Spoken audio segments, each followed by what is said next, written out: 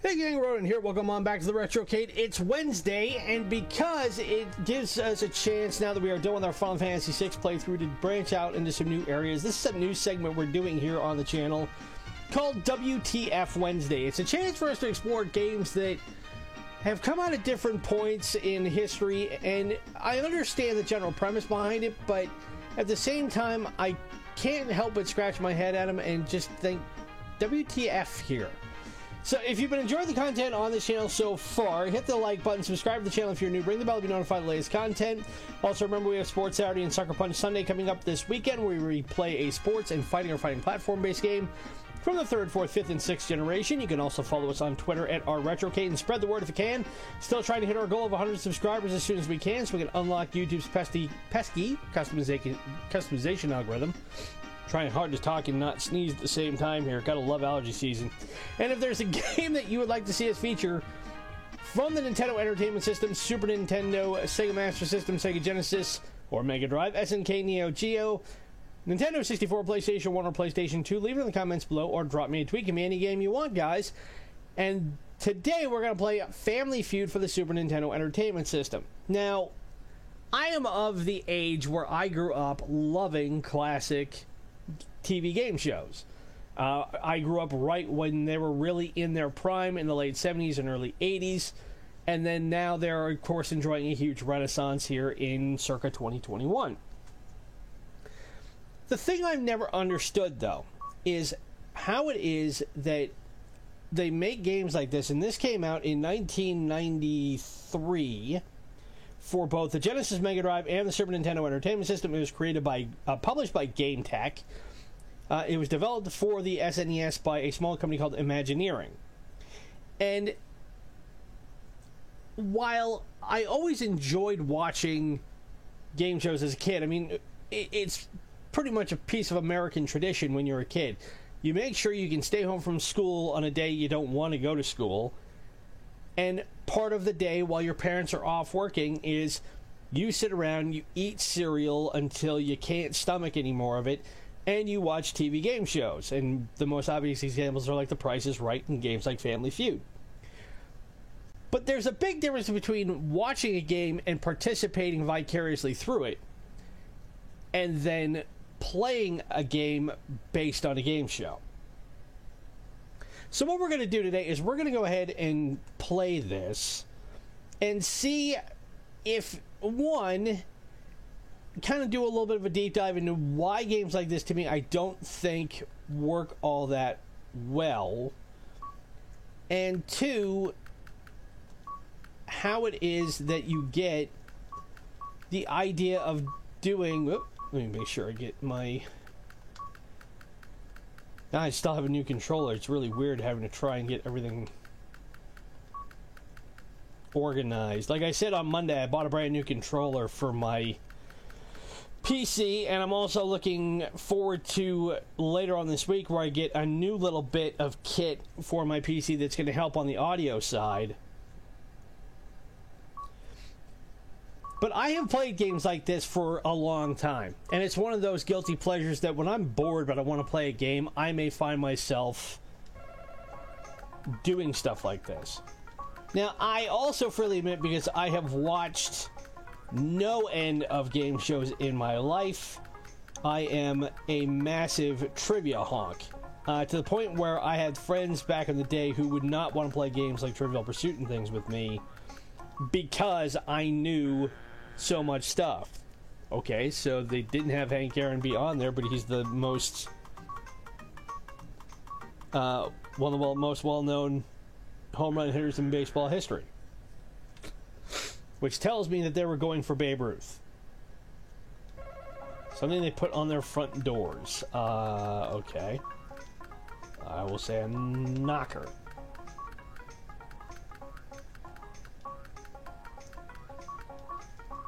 Whoop. Knocker. Nope. And that's the other thing about games like this, is that they tend to completely ignore common sense of when you think you have what can be a decent answer for a question, Okay. Then you realize that the computer is not set to even recognize the fact that your answer makes any sort of logistical sense. Like, I would think that I can get Lois Lane on this. Whoop, Lois Lane. Keep wanting to hit the start button to pick my answer.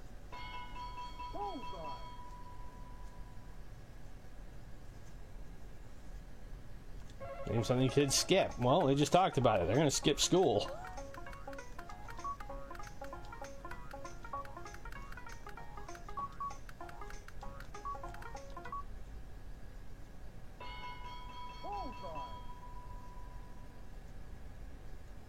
Now, Family Feud is something that has been around for a really, really long time. Name something you wouldn't want anyone to borrow. That's my car. It started back in the 70s and really picked up steam throughout the 70s and into the 80s. It died off in the late 80s, and then around the turn of the millennium, wouldn't want anyone to borrow your spouse. Wow. Okay. And now you can watch it. I think it's runs in syndication. I think Steve Harvey's still the host of it. And one of the most famous bloopers of the last 10 years came about on it. If you would need to go on YouTube and just look up on YouTube, look up Family Feud NFL Bruce Smith. The most expensive appliance. Let's say refrigerator.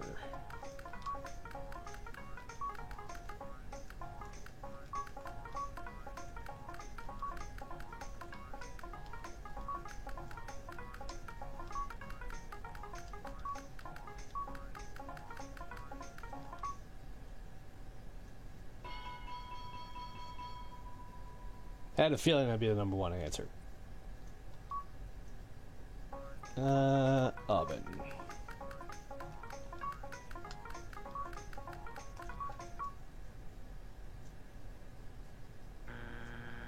No.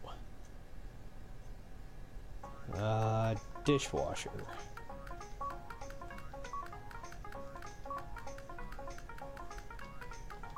No, I've seen ovens that are not cheap.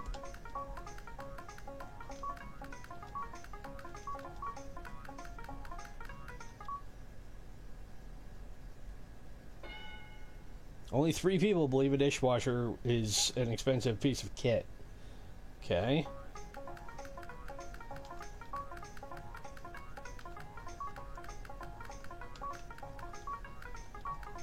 But I mean, you have to be a certain type of person to, I think, get any enjoyment out of a game like this.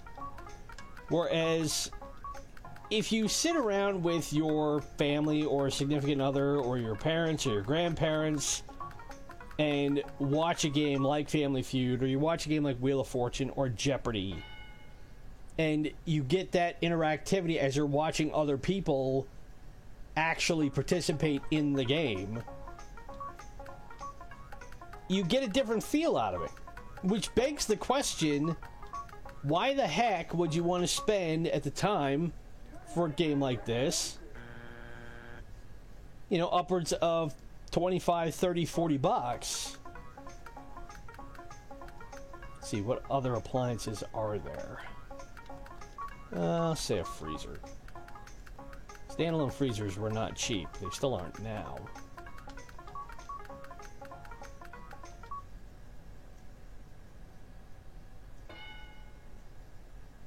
And I wonder if microwaves are going to be expensive in here. But, you know, sitting around for however long it takes to get through one of these games as a way of testing to see what general trivia knowledge you have may be fun, but by comparison to other games, like we played Jackal on Monday as part of our one-day playthrough, and I had a lot more fun playing that over the course of 35 minutes than I suspect I'm going to have playing this. Because the total object of it is just to win as much money as you can, get to the end, and see how much. So you go stove, not oven.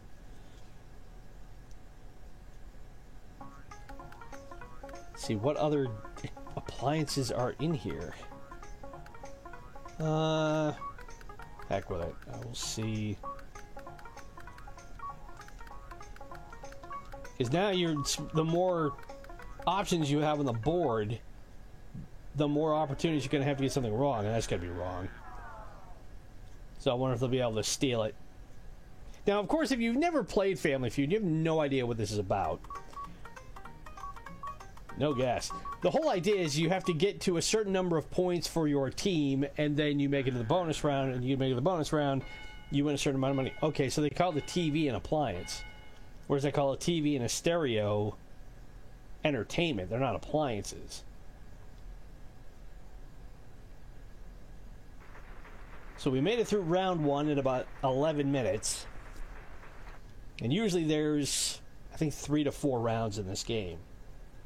They have 2 regular rounds, and then they usually either start doubling the points or tripling the points.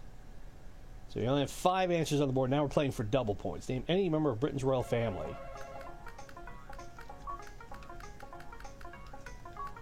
Well, I should know this. Whoop.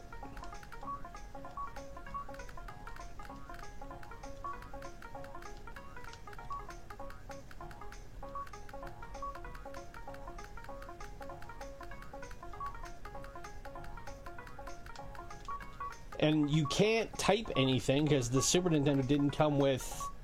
I wonder if they'll get away with letting me just have Queen Elizabeth in there. She was 3rd. Huh. You can't type everything out. You actually have to use the controller to find in all the letters and whatnot.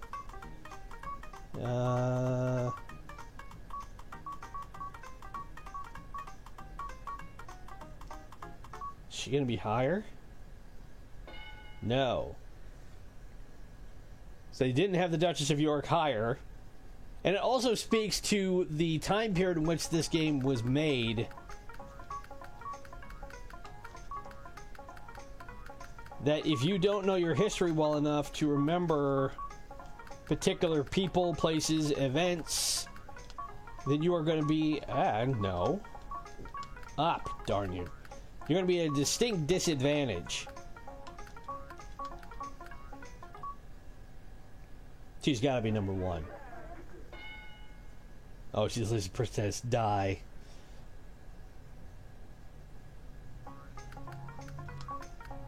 So my guess is going to be Prince Charles will be number 1.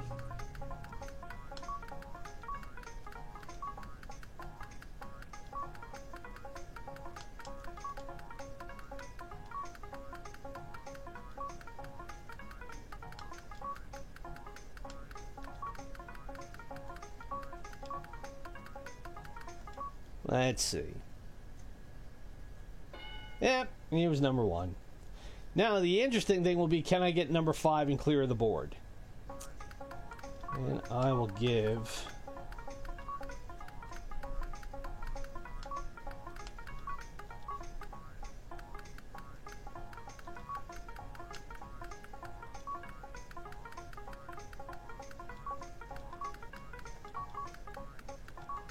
Whoop. Since he is now recently passed away... Nope. Okay, so they have Sarah Ferguson on there. They will probably have her ex-husband.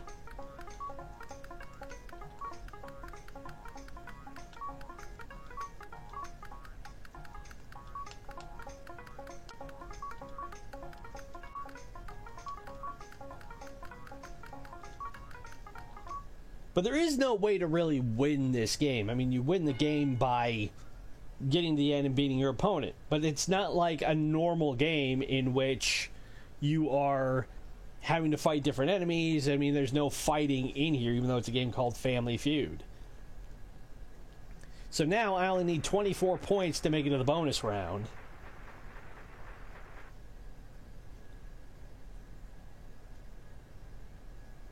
And they still have nothing.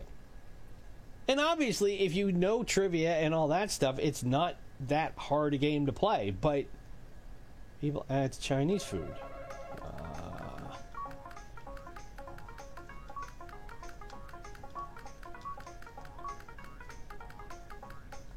Sweet and sour.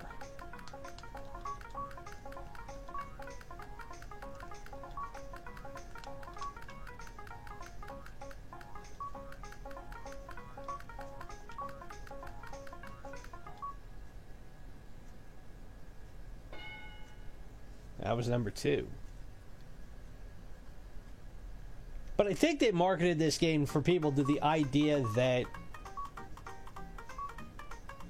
if you play it, you're playing a one-to-one version of the game shows you like to watch. And you're really not.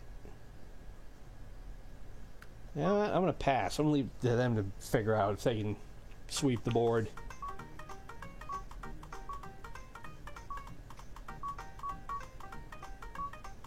Hot mustard isn't a sauce, it's a condiment.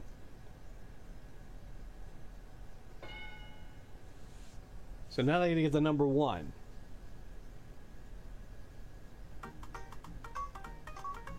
Oh, it's gonna be soy sauce. I should have known that. So now we got a ball game. Because now they have 297.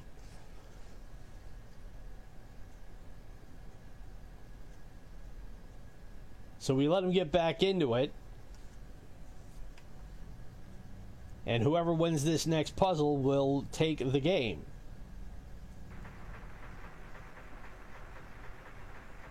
But I feel like this was a game that was marketed for older people, not for kids. By which they have to be specially fitted. Suit.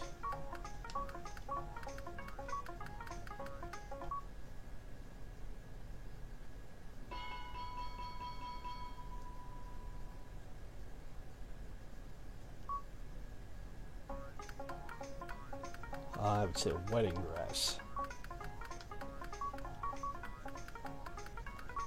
But nowadays, I mean, they still make these games for modern consoles. They have versions that just came out for the PS4, the Xbox. So they still think there's a demand out there. And I think it's to get people who think they are more interested in, you know, in game shows like this. But for the average person, I can't see any real draw to playing it. Oh, so a suit and a tux are different, or not the same thing. Something for which people buy for which they have to be specially fitted.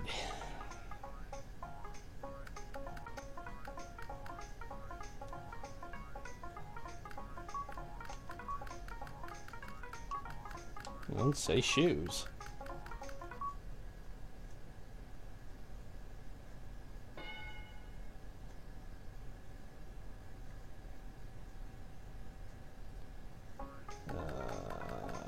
Hat.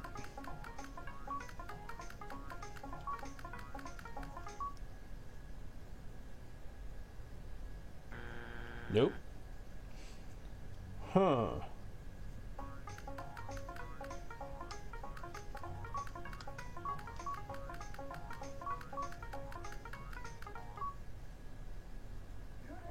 Nope, that ain't gonna make it. So now they can steal it, and if they do, we're gonna lose the game.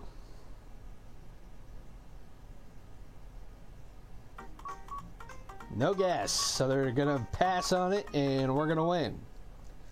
So we win by virtue of default. Glasses, dentures, and a ring. Okay. But now we get to move on to the bonus round. And in this version of the game, we were playing for the amount that we had opted for in the first part of the game when we were playing Bullseye. So I think we're playing for like 12 grand.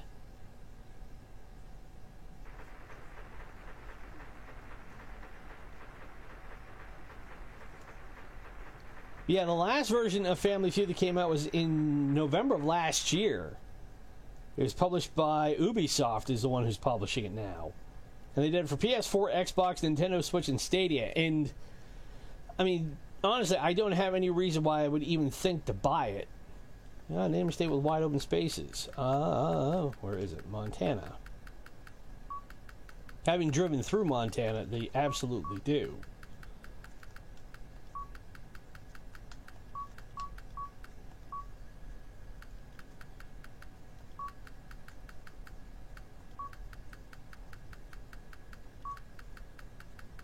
That's a Gala apple.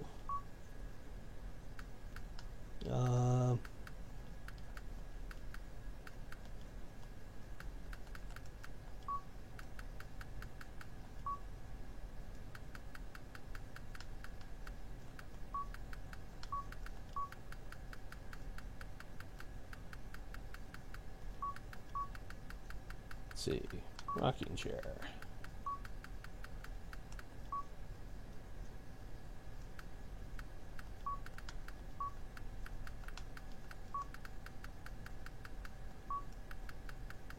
Paint in a hardware store. So what do we get? Now we got to hit 200 points to win all the money. Yeah, they have Gala apples. 3. So we needed that. So now we need 116 points to win.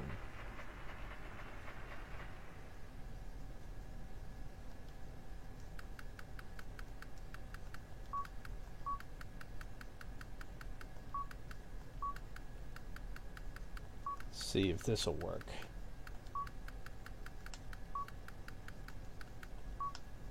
And what kind of apple? Whoop.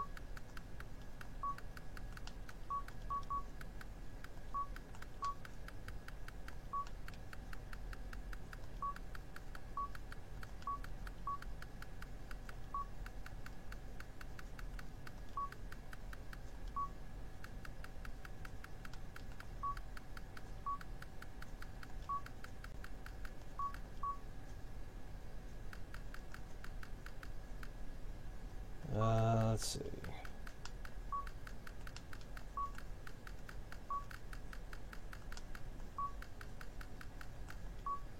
Well, we'll take a shot. Man, nobody knows their apples. That's insane. So we're not going to win.